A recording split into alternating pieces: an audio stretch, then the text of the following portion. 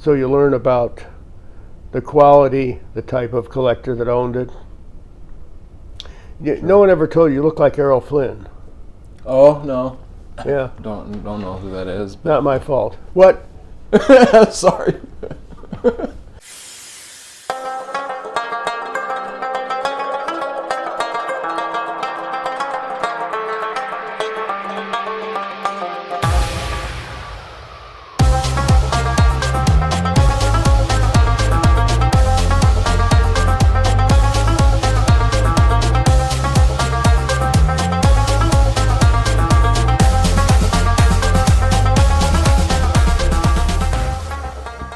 But Caesar didn't put his portraits on coins hardly ever.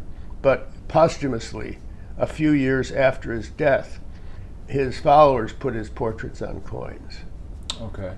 But then we went to Augustus. So Augustus started with the name Octavian. But then in 14 BC, in 27 BC, he took the name Augustus. And he never changed his portrait. Tiberius and Caligula and Claudius never changed the portraits. But under Nero, the portrait started as a boy and go until he was a rotten man. And so a lot of the portraits then would show the difference, the growth of the man, especially like Caracalla also. Started as a boy and ended with a bearded man. Interesting. But they were very interesting for their portraits. Yeah. Yeah, there's definitely some amazing, the history will pull you into the Roman coins for sure. It was kind of aesthetically for me, I got attracted to the Greek. So for you, doesn't really matter if it be Greek or Roman as far as attracting you to the coins? I like it all. Yeah. And I suppose being so early on in the game, you wanted everything that you can get your hands in, so you can kind of be... Well, it wasn't very expensive. Okay. An aureus, a gold coin of Antoninus Pius, I bought a high relief aureus, which is about the size of a dime, but pure gold, for $1,200.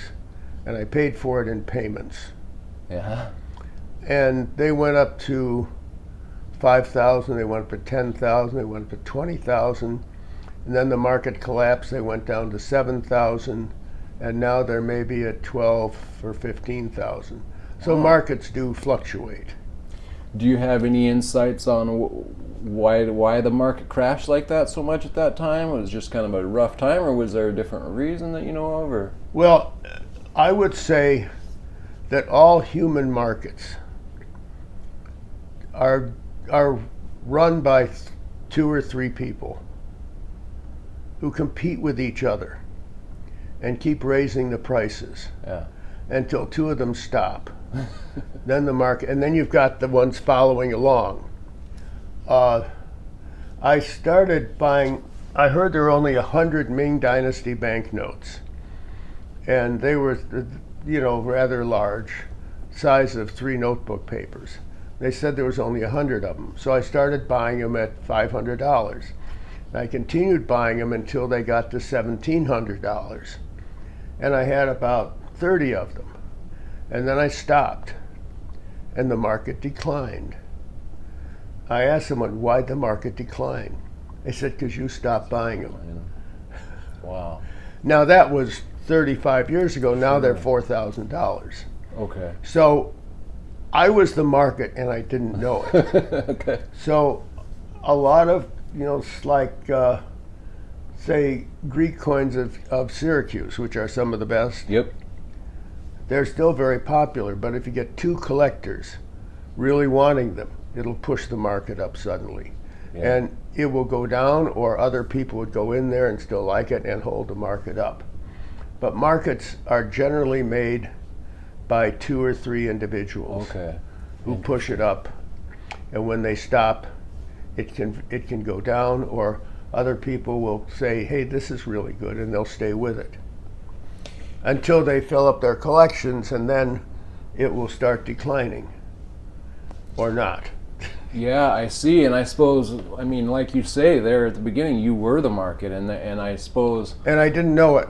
Yeah. Yeah, well, that's very interesting, and I wonder now. And I may have spent $10,000 or $12,000 on everything, but there was no one else. Wow. I was the only one buying. Interesting. And so now that the, like you say, it used to be 1 or 2 sales a year, and now it's a couple a day, or constant. And so I suppose that's changed a little bit, where the market has grown so much overall. Would you think that that's the case as well? That obviously with the internet and whatnot, probably helps its growth. Well, with some of the grading services, which I don't believe in, the plastic, Heritage will get a lot of money for a coin that's graded 5/5 with a star. Yeah. And it'll bring maybe, I remember a gold octagram of Egypt brought $40,000. But some silly person from, there's some people from China and other places will draw the market up. But I didn't change my $12,000 price on that same coin, even though it brought 40,000. Wow. I figured that was just, a price made by silly people. Sure. There's a lot of people who don't know what the F they're doing. Yes. And they'll buy it at auction more than privately. And so they'll fight against someone else, and they'll think they're up against a really knowledgeable, smart person.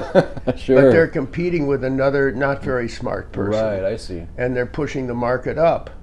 But it's a market that doesn't stay in the independent market where dealers are that sell to collectors rather than certain slabbed coins.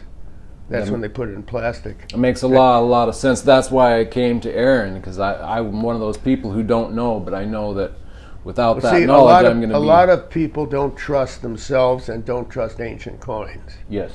And so they'll want to get it in plastic. Right. And plastic graders, their grading can be bullshit, but their authenticity is very good.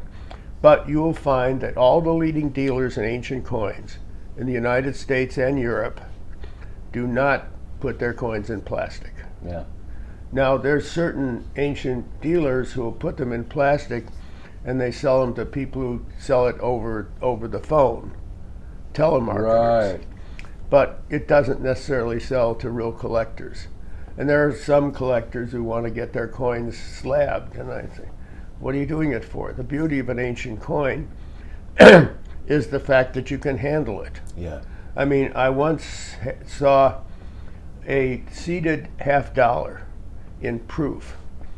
It had a fingerprint on it. It could not be removed. The person was probably eating French fries when he put his finger on it, and that destroyed the coin. Yeah. You can eat French fries and touch an ancient coin. Right.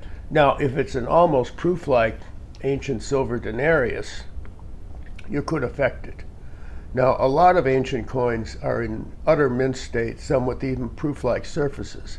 That's because if they were buried in a large group and properly cleaned and not in aggressive soil, when you clean it with vinegar or CLR, the coin will come out just the way it was buried, in flawless condition. Wow. So we get a lot of flawless ancient silver and gold coins. Amazing.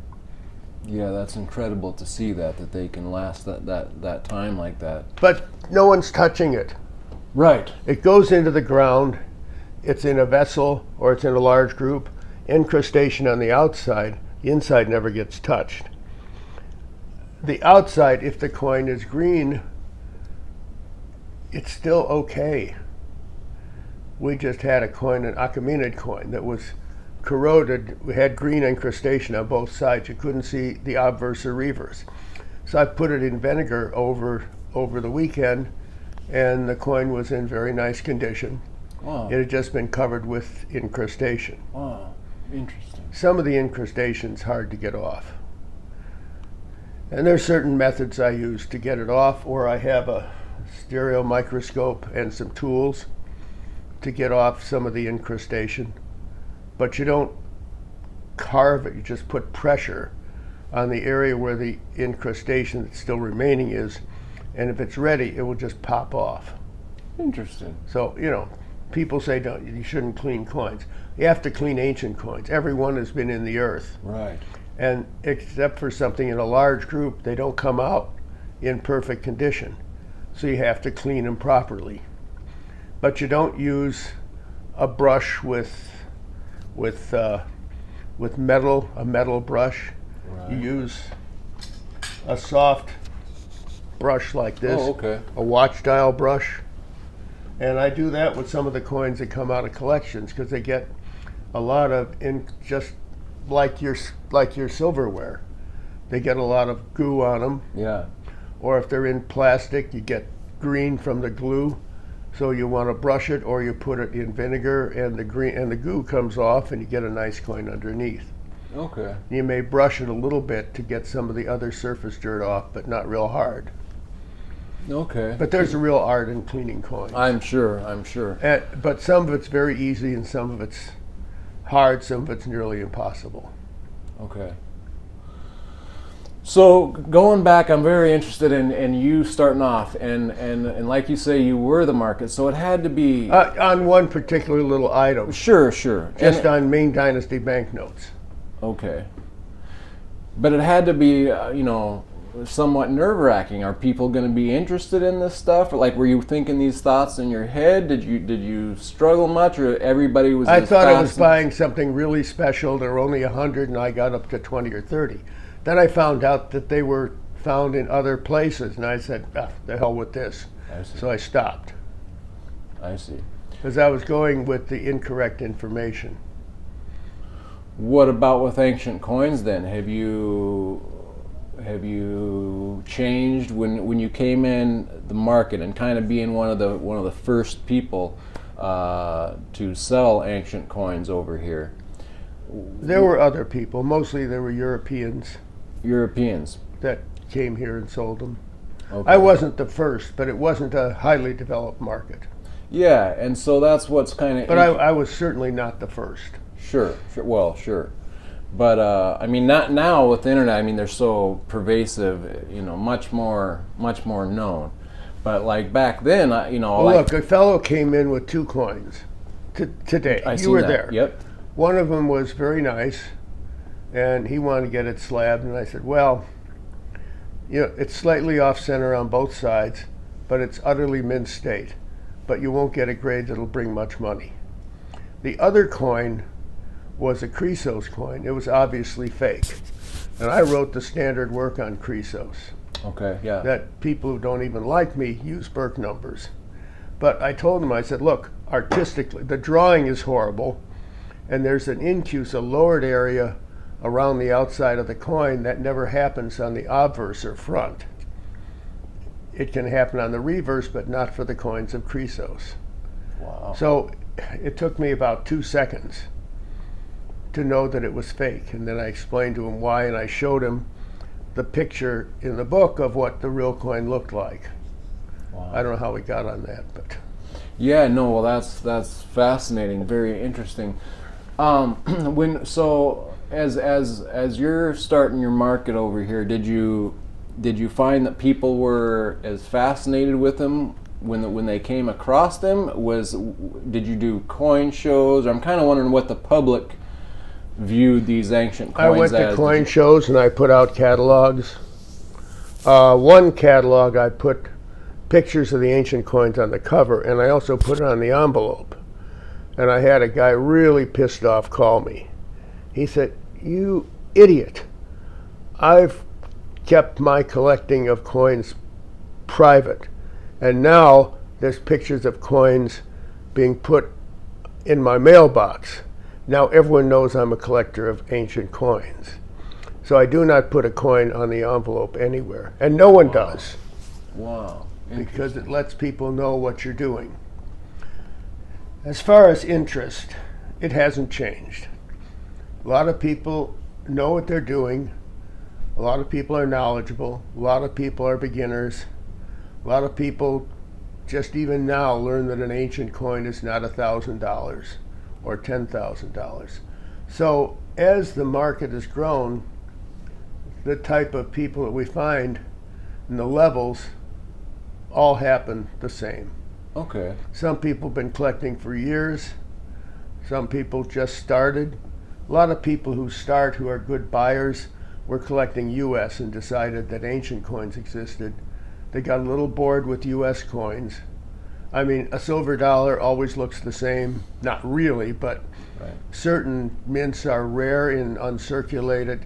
Certain mints are poorly struck, others are well struck. There's hoards of certain coins. But basically, they're widgets. Right.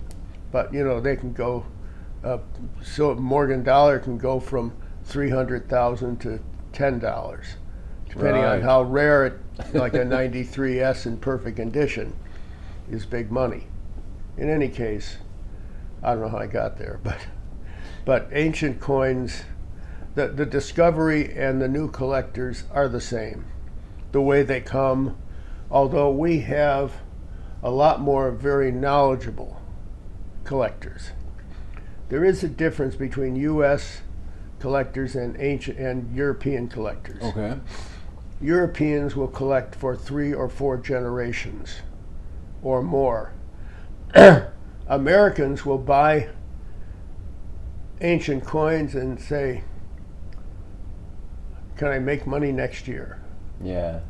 I say, look, if you hope to make money, pick out something you really, buy everything, and then concentrate on what you really like and become a specialist in that.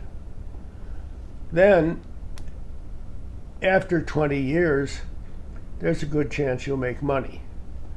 I never sell to anyone who says they're buying for investment, because I have no way to determine what's going to happen. Sure. I tell people to get books and to learn and to study, to get everyone's catalogs and see what everyone's selling.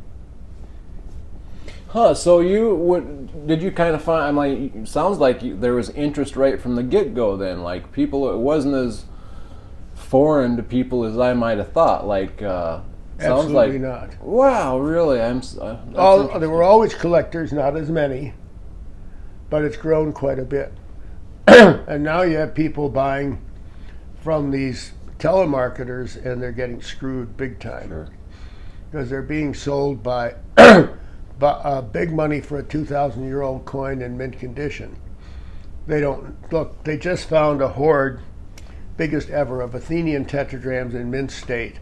Only 70,000 of them. Oh my, wow. So that has changed the market. But now, after about 5 years, that's drying up. So every hoard that comes, most ancient coins are found in hoards, Okay, in groups. okay, That say someone was part of a military and they bury the coins to go into battle, they get killed and no one finds it. Or someone said to look for ancient coins, go on top of a hill and look down at the outline of the city after a rain. Go to the corner of the outer part of the building and you may find ancient coins. wow. They buried coins in the corner Huh, of the room. interesting. But So- most ancient coins are found in hoards. There's one coin that's in a hoard from the Potsy sale, was sold in 1920. I only see that coin in very fine condition. That means the hoard was found maybe in 1900 or 1890, and all the coins were partially worn. So a lot of coins, other than, say, Alexander coins, which come in all conditions, because he was minting coins out of 32 mints. Wow. So they're very common. Some mints are rare, but when coins come out of hoards, they're going to look the same, almost all of them. If you get an Asgrav, a large cast bronze coin, about 4 times the size of a silver dollar, they almost always come in mint state with a green patina, which means probably almost all of them were found from one hoard, because they almost always look the same. Huh. Interesting. Well, I'm surprised to see or hear that there was that much of kind of an almost I don't know if you'd call it underground collecting, but the knowledge was already there when you started to sell ancient coins, and that's kind of surprising to me. And then the guy gets upset at you for putting it on an envelope in the mail. Well, that's because he didn't want people to know that he personally sure. had these in his house, and he was right. Sure. Yeah. So there's been a kind of a steady collecting Growth of ancient coins, even in the U.S., probably prior to you getting into it. Like, I would have kind of thought that it's new over here, but it must kind of just always been a thing. It always happened, but a lot of times it was just done by the super wealthy or the academics. Okay. John Quincy Adams collected ancient coins, but they collected them the way they were found. I came from Joliet, Illinois, and I was collecting, nickels, dimes, quarters, pennies, and I told the coin dealer, who also sold model airplanes, I'd like to get this certain coin. He said, well, there's a guy who has a collection. He might be selling it in the next year or so. If he sells it, I'll get that coin and call you. So coins, and this was a U.S. coin, coins just weren't available all the time and weren't available as much as they are now. But if you knew the right guy, it sounds like, and like you say, it was kind of a wealthy thing now where it's more out. Less coins came up when I started than now. Yeah. Although there were some massive hoards that came out. Especially, there was a guy in Sicily who,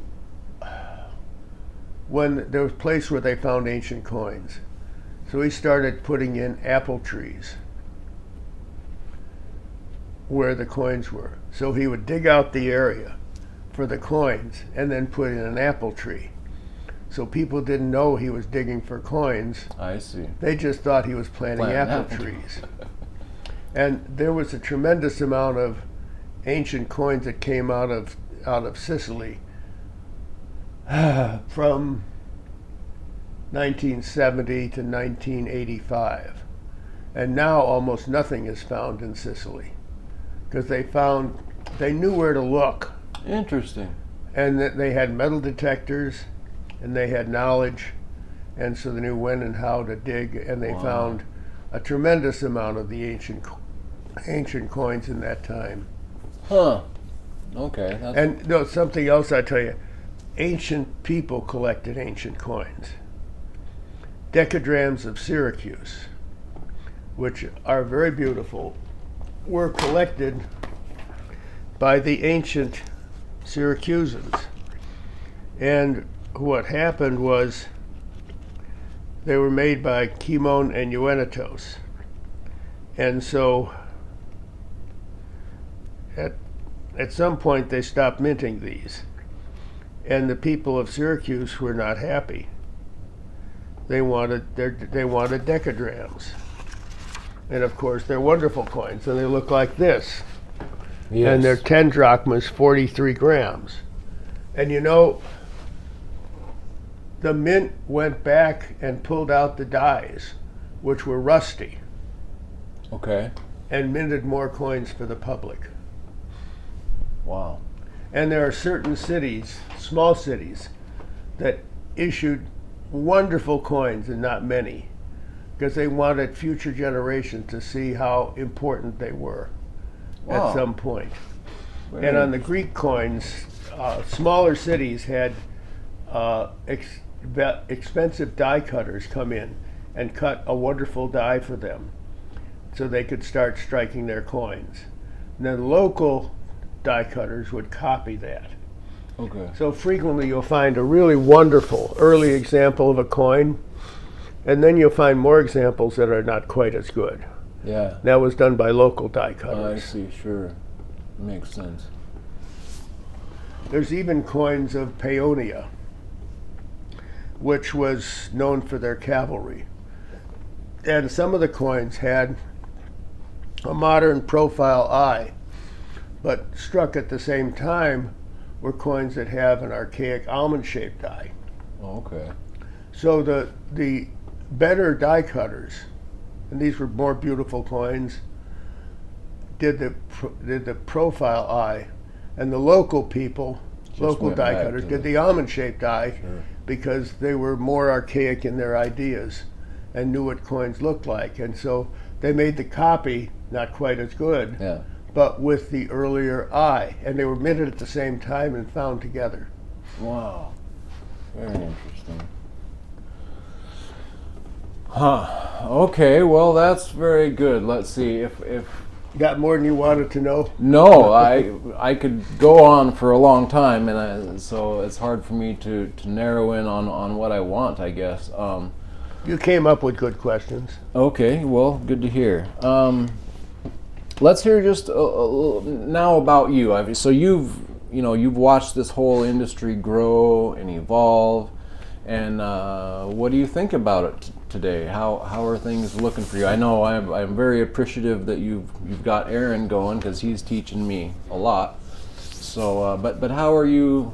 What stands out to you over the years? Well, look, when you had computers and then the internet, the world changed. Yeah. I changed the saddle of my horse, but I didn't know how to raise horses or race them or whatever. In other words, I can use a computer.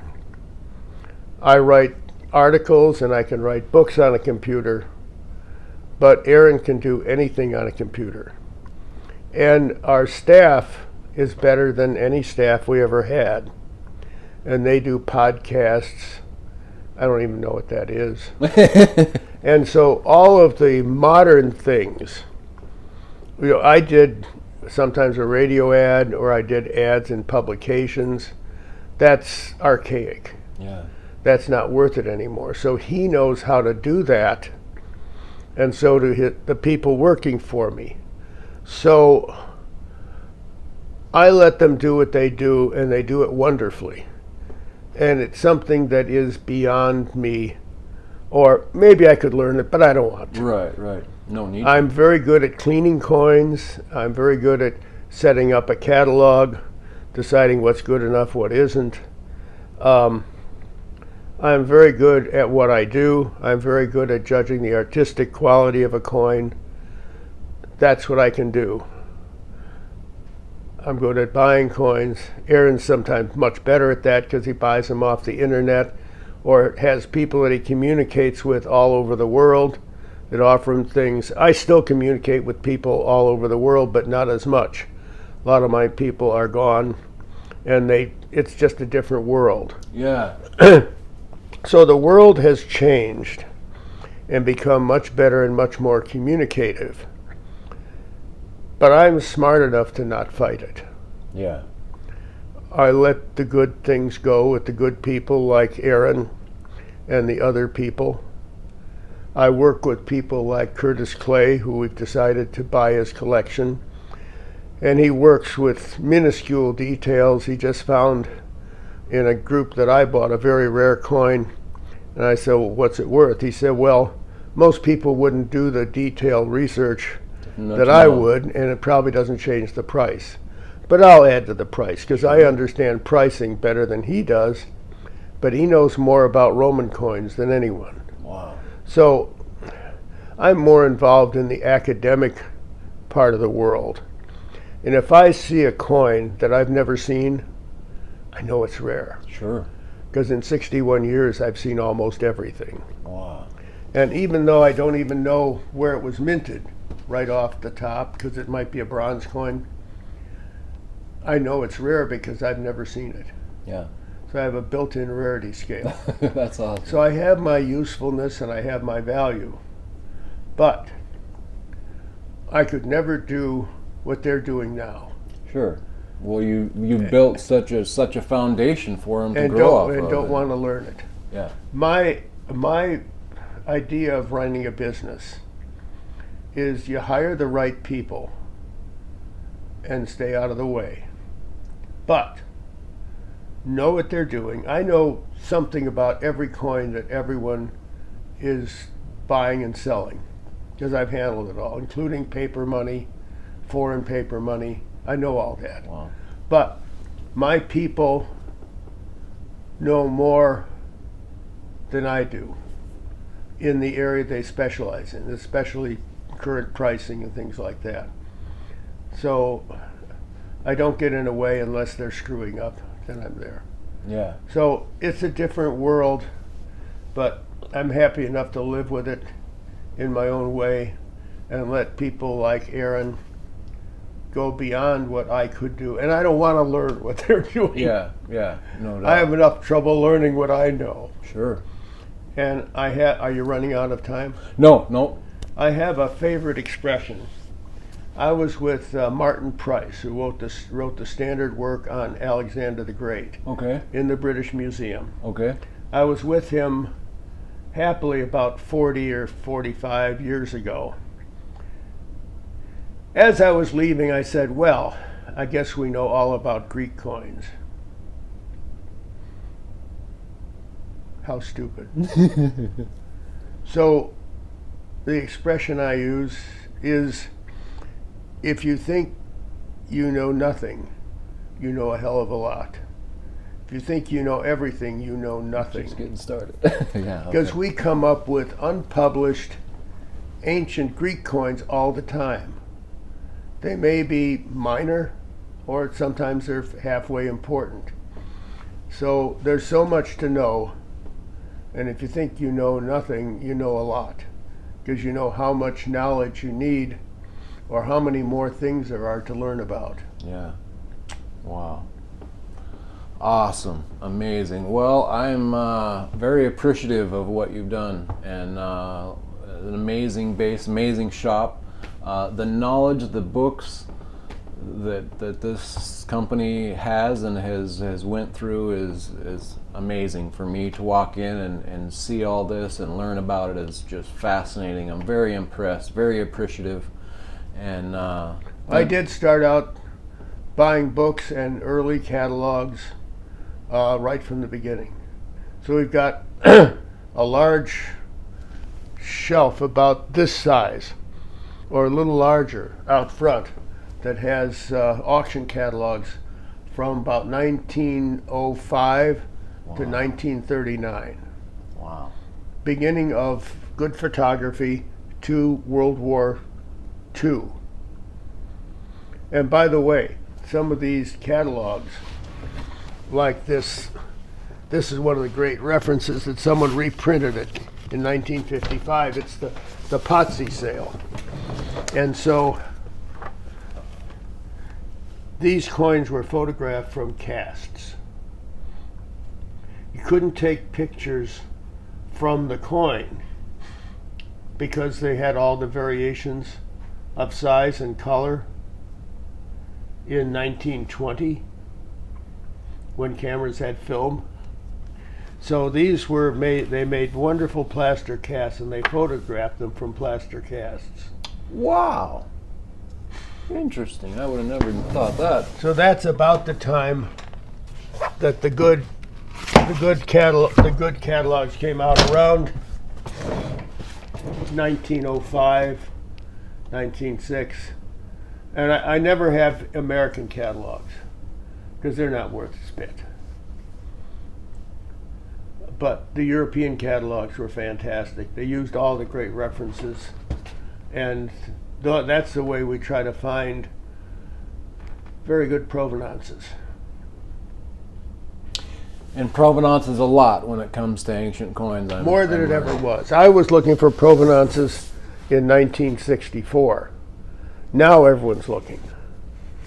But I did it from the beginning. Interesting. What did you see about it from that? Just that it obviously adds a little bit to the knowledge of the coin, that establishes it. What do you see in provenance when you're? What made you? Well, first, you know, 99% is genuine. But if a coin is from the Locket collection or the problem with words, or the Verot collection, or H.P. Hall. So if H.P. Hall collected the coin, or Potsy collected the coin, you know it's a damn good coin. In other words, these people, they had the British Museum and the French Museum, and German museums were quite good. German scholars and British scholars were the best. Italians did some stuff, but like the war, they're better at making love. But if you find that your coin was from some of these better sales, you know that it was a very good coin in general, because these people had great taste and knowledge. In those days, an auction took 3 days. They'd have lunch and dinner and go back to the auction. So they were very wealthy, very astute, and knew all about coins. Not all, but knew a lot. Sure, sure. And they knew each other. And then if you see a coin that's been in 2 or 3 sales, different sales, you know that a lot of very good collectors thought this was a great coin. Now, if a coin comes up in the same company 2 or 3 times within 3 or 4 years, you know it wasn't selling. Yeah, sure. Sure. So you get a lot from, you can say this was from 1920, and it was from a very important sale. So you learn about the quality, the type of collector that owned it. No one ever told you look like Errol Flynn. Oh, no. Yeah. Don't know who that is. Not my fault. What? Sorry. I don't know. He was from Tasmania, born I think in 1906. Okay. And he was one of the leading men in movies from 1925 or 1930 until about 1960, 65. Okay, what was his name again? Errol Flynn. Errol Flynn. I'll have to check him out. He was the romance guy. Oh, nice. Well, I appreciate that. Well, I could seriously keep going all day, but I better wrap this up. I only got so much room on my phone there, so. You can always erase it. No, I greatly appreciate it, Harlan. I appreciate you taking the time, and again, appreciate everything you've done. This is a great business that you have here. I so. hope it's cut over 4 minutes. Oh yeah, no, this is all gold. Okay. Thank you very much. My pleasure. Take care. You too.